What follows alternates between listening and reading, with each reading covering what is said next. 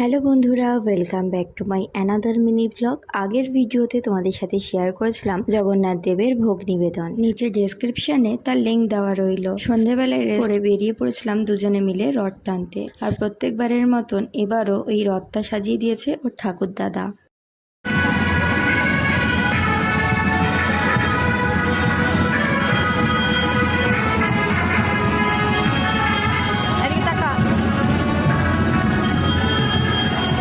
পুকুর পাড়ে এসে দেখি রথযাত্রা হচ্ছে।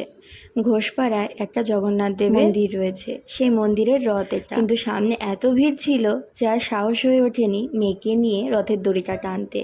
এবছরের মতন আর পারলাম না, সামনের বছর টানার চেষ্টা করব। এর মাঝে দেখি অনেকেই সুন্দরভাবে রাধাকৃষ্ণ সেজে গানের তালে তালে নৃত্য করছিল, দেখতেও খুব ভালো লাগছিল। আবার জানো তো, মাঝে মাঝে ইচ্ছা করছিল যাই দৌড়ে গিয়ে রথের দড়িটা টেনে আসি, কিন্তু মেয়ে থাকাতে আর পারলাম না। ও তো অনেক ছোট, তাই ওকে নিয়ে আর গেলাম না। সাথে জানো তো, বোঁদে আর চকলেটের লুট দিচ্ছিল, ছোট ছোট বাচ্চাদের দেখি চকলেট দিচ্ছিল, খুব ভালো লাগছিল দেখতে। তোমাদের কেমন লাগলো অবশ্যই কমেন্টে জানিও। সারাদিন এত ক্লান্ত ছিলাম যে সন্ধেবেলায় ঘুমিয়ে পড়েছিলাম, যার ফলে রথ নিয়ে বেরোতে ওই 8টা মতন বেজে গেছিল।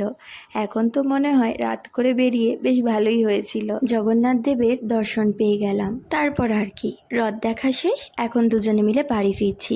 আর বাড়ি ফেরার পথে দেখি ওর বাবাও অফিস থেকে বাড়ি ফিরছে। একসাথে দেখাও হয়ে গেল, আর আমাদের একটা ছোট্ট করে ভিডিও করে দিল। তোমাদের ভালো লাগলে অবশ্যই কমেন্টে জানিও, আর আমাদের এই ছোট্ট চ্যানেলটিকে সাবস্ক্রাইব করতে একদমই ভুলবেন না বন্ধুরা।